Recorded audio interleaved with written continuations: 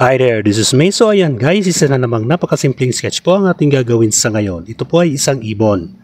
The Great Cormorant known as the Black Shag in New Zealand.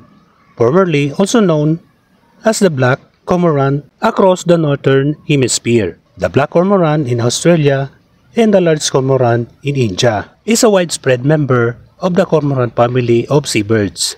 Ang cormorant ay tumutukoy sa isang bird family. Sa ilalim nito ang 40 iba't ibang species ng ibon na ito. Sila ay isa sa mga pinakamatagumpay na species ng birds sa mundo. Sila ay marami, agpang o adaptive. Halos pareha sila ng mga daga.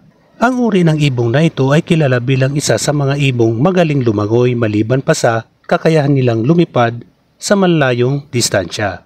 So ayan guys, patapos ng ating pag-i-sketch. Ako po'y nagpapasalamat sa inyo sa walang sawang panunood nyo sa aking mga simpleng sketches. So ayan guys, tapos na nga po. Maraming salamat. Bye bye. Thank you.